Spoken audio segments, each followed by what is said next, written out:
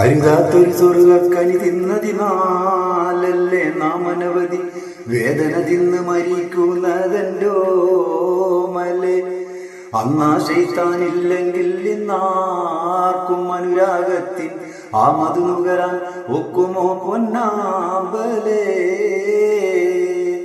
അരുതാത്തൊരു സ്വർഗക്കനി തിന്നതിനാലല്ലേ നാം അനവധി വേദന തിന്ന് മരിക്കുന്നതെന്തോ മലെ.